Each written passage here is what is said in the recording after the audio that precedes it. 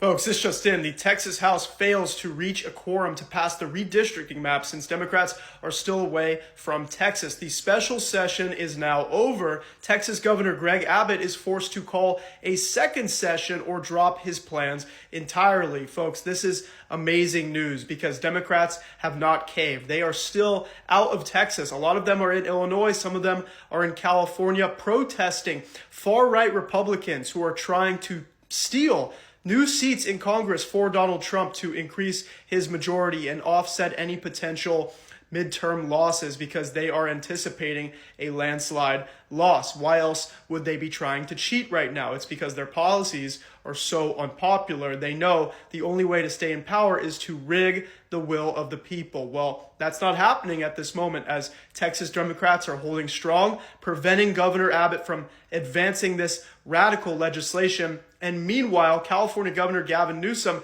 just pushed ahead yesterday with his announcement to redraw California's map. So Texas might not even do theirs, and California may advance with theirs nonetheless. This might backfire very badly for Trump and far-right extremists.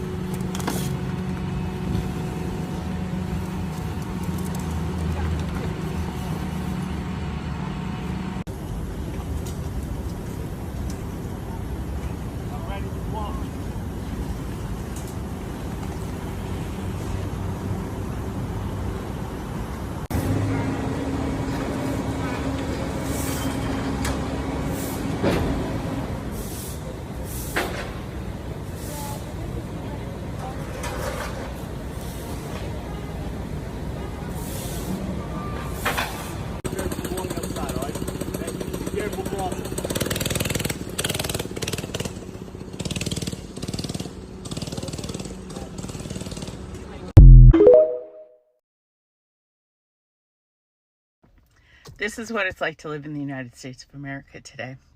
I just went in to pick up my prescription. By the way, it's a prescription that if I don't take, I will die, literally. It's thyroid. I have no thyroid. I had it removed over 20 years ago because I had thyroid cancer, which, by the way, thyroid disease is often very common with celiac disease. Celiac disease has tons of comorbidities with other autoimmune disease. So type 1 diabetes, thyroid, Hashimoto's, eosinophilic esophagitis, all that stuff. So if you're not being checked for that, be checked for other things as well. Make sure your doctor's aware of it. And that's why keeping so strict on a gluten-free diet is so important. You don't want to develop more of these autoimmune diseases because they don't know what the connection is with them. But I just went to pick up my prescription. It's $83. I have insurance. I have really good insurance that I pay for out of pocket. Everything costs so much money. And I mean, hopefully I'll hit my deductible one time soon, but it's $83 a month. That's 1 month's supply. And I've looked at all different ways to do it. It's very, very, very frustrating. So if you have celiac disease, you have chronic illness, you have other autoimmune diseases, you know what this is like. We pay so much for our insurance, and then we still have it. So I'm self-employed, so I pay all of my own out of pocket. I don't have a corporate plan that I'm on. It was a lot easier when I had a corporate plan. I paid about still $200 and some a month, but it covered probably a lot more things. Now for that same level of coverage, I have silver coverage for Blue Shield of California, and I'm paying, it's like $800 a month, and that's subsidized. It's crazy. I'm Kendra, and I share about living life gluten-free with the Gluten Detection Dog. If you're interested in that, please follow along and connect with me because I want to hear from you. When you don't have money, people say, "Who are you?" But when you have money, it's, "Hey, how are you? Long time no see. You look so beautiful, handsome, and amazing." That's the power of money. One of the most beautiful cities in America, Seattle, Washington. This is it, you guys. Steak and Shack all around every corner you go on, every street you go on. This is what it looks like. Nothing is here because we have a huge epidemic of drugs going on here, homelessness. These people, it is horrific, it is terrifying, it is horrifically sad. This is what is going on in big cities all around America. You haven't heard much of Seattle. We're 2 blocks up from Pike's Place, one of the biggest tourist attractions in America, and this is what it looks like. If you come to Seattle, you have to walk through these streets, walk right in front of all of these people, and if you want to go anywhere to eat, well, everything is closed. Every corner, every shop is gone. There used to be a Qdoba, a steak shop, a Potbelly's, a TJ Maxx right above us. It's no longer here. This is what is going on in big cities in America, and our government leaders are worried about stupid things like plastic straws, making sure we're competent enough to run as government leaders. This is what is going on. We have a huge problem here in America. Stop sending all that money to different countries. Invest in America. If I was a government leader, that is what I'd be doing, investing in America. So he's making it clear that Chicago, Los Angeles, he's coming there too. We're going to look at New York in a little while. Let's do this. Let's do this together. Let's see. It's going to go pretty quickly. And if we need to, we're going to do the same thing in Chicago, which is a disaster. He called Gavin Governor Newscum. Governor Newscum. Gavin Newsom is incompetent. And he said that the mayor of Chicago was incompetent and the governor, Pritzker, he's incompetent too. We have a mayor there who's totally incompetent. He's an incompetent man. And we have an incompetent governor there. Pritzker's an incompetent. His family threw him out of the business and he ran for governor. And now I understand he wants to be president. But I noticed he lost a little weight, so maybe he has a chance, you know? He is flat out saying that as soon as he's done getting this rolled out in D.C., he's headed to Illinois and he's headed to California. That's what's coming. I hope that everybody listened to what he was saying because he's making it perfectly clear. I don't know what else people need to see to understand that we are under a fascist authoritarian government now, but I mean, the writing is on the wall. Friends, I know that these days haven't been easy for any of us. We all have inflation and jobs on our minds. But let's not forget that Americans are the best at finding solutions in the face of challenges. We did it before with the economy, and we can do it again. I promise I'll make your wallets fatter and opportunities more abundant. Want to know how? Follow me and let's solve these problems together. Trust me, better days are ahead.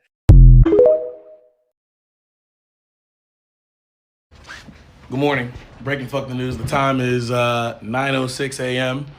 on August 14th. It is a Thursday. Last night, in the wee hours of the night, it looks like federal agents set up checkpoints on 14th Street in D.C. I will show bits and pieces of the clip. Nothing. No service. Service, bullshit. There are other footage of this, but the last time I posted footage just straight through, TikTok dinged the video for whatever reason. So I'm going to space it out this time.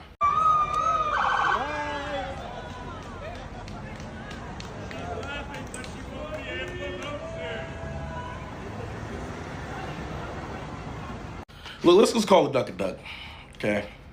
It was never about the crime rate.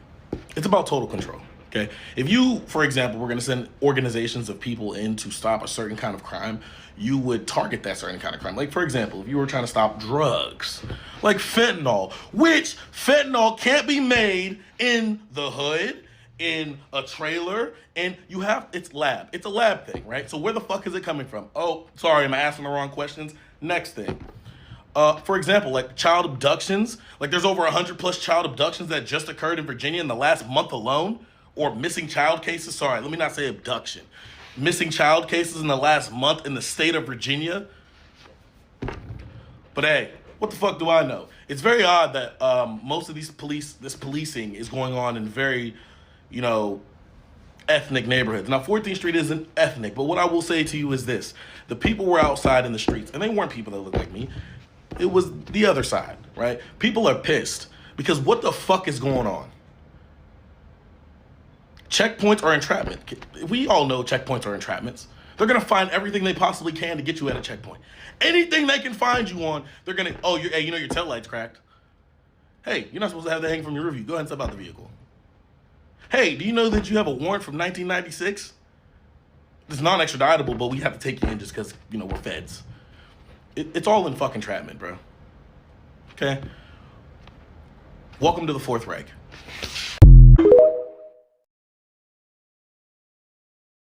Look around Los Angeles right now. This isn't a bad week or a rough season. This is what managed decline looks like.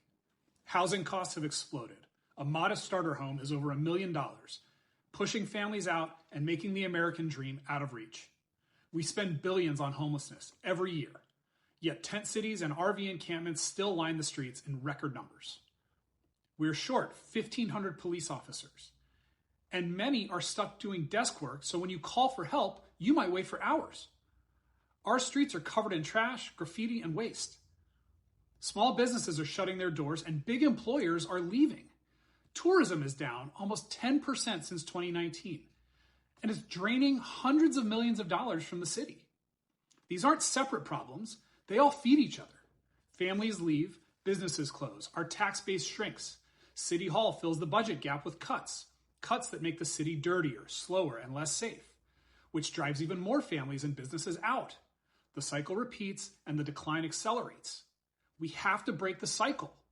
That means legalizing multifamily housing in every neighborhood, not just along busy streets.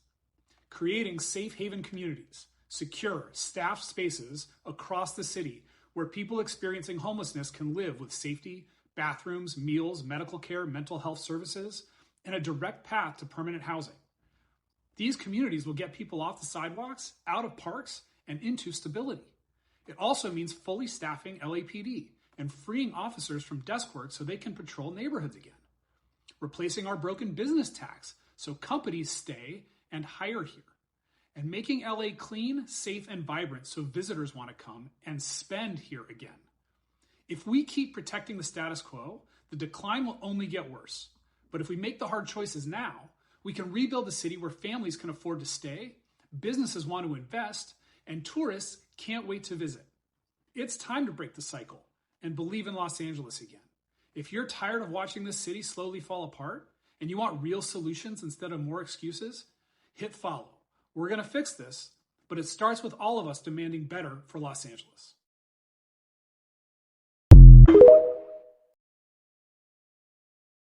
This isn't a scene from a sci-fi movie. It's a real-life moment so shocking it could take your breath away. At 3 a.m., in a remote stretch of the American Midwest, the night sky suddenly tore open. A glowing portal appeared out of thin air, more than 10 meters wide, made up of countless spinning rings. From its center, a pulsing beam of blue light shot downward, blanketing the earth and casting an eerie, cold-hued glow over everything. Before witnesses could even react, a second portal, larger, brighter burst, opened right beside it, as if answering the first or waiting for something to arrive. In that instant, the sound of wind, insects, even heartbeats seemed to vanish, replaced only by a deep, resonant hum vibrating through the air. Footage from the scene shows grass shimmering with a metallic sheen under the blue light. Scientists speculate it could be an extremely rare combination of atmospheric optical phenomena and geomagnetic anomalies.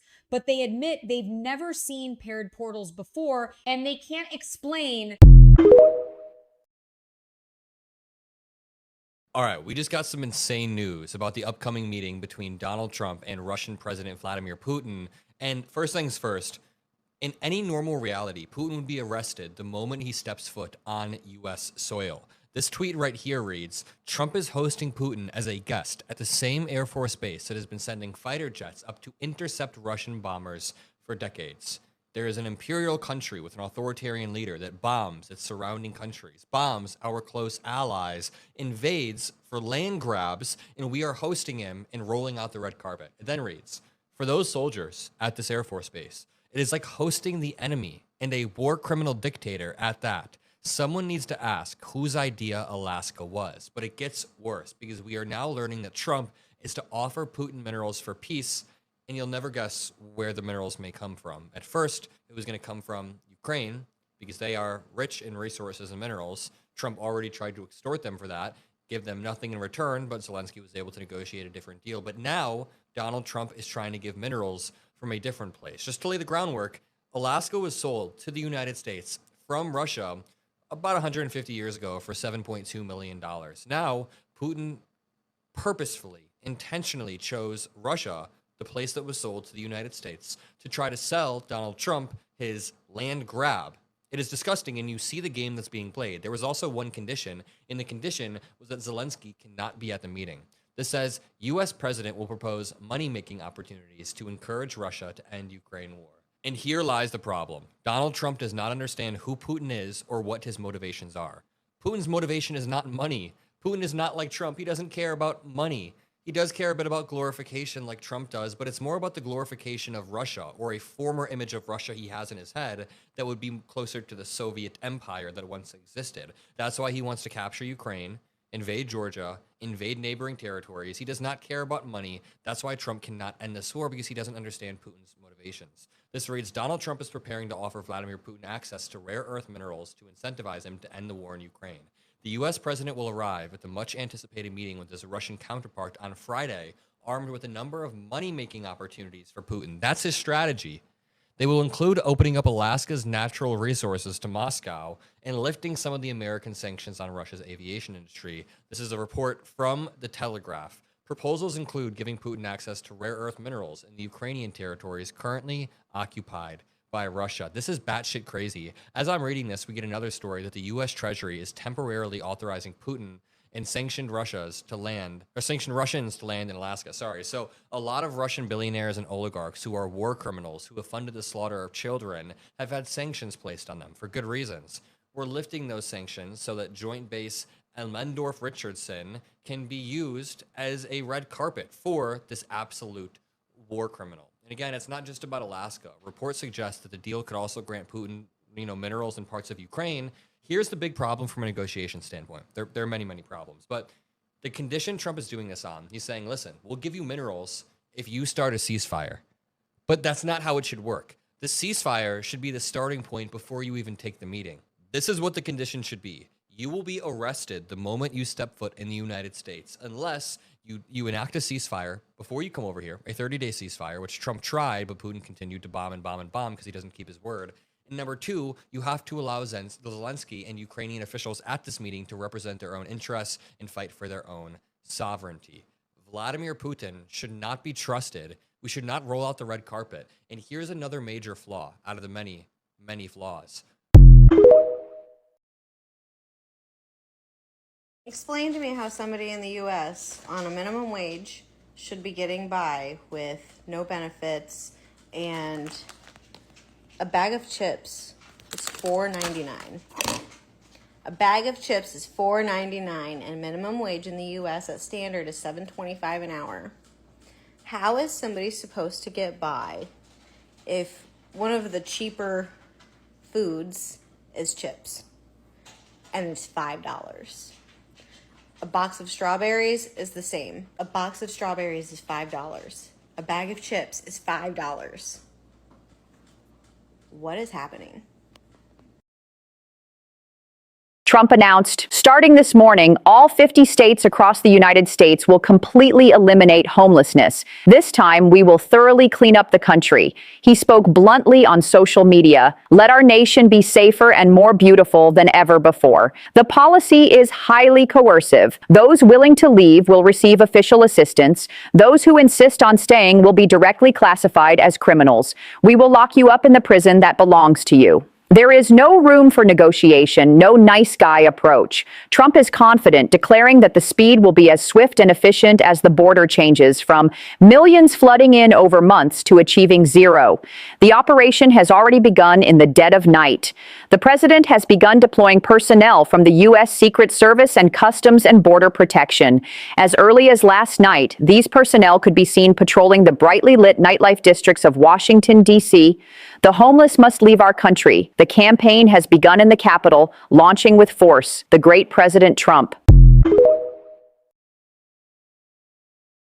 Why are there more and more homeless people in the United States? It's not because they are lazy, but because they are systematically pushed onto the streets. In recent years, the number of homeless people has continued to rise, especially in cities like Los Angeles, where housing prices have soared. However, many municipal departments have repeatedly used cleaning operations to drive out tent areas without providing real resettlement plans. Behind this is the superposition of multiple structural crises. First, mental health resources are seriously insufficient, and a large number of patients cannot receive treatment and can only be abandoned by society. Secondly, the proliferation of medicine has caused countless people to lose their jobs and families overnight. Finally, the lack of transitional shelters causes people to slide directly onto the streets after losing their jobs or encountering accidents. What's even more ironic is that there are more than 16 million vacant rooms in the United States every night, but hundreds of thousands of people have nowhere to go.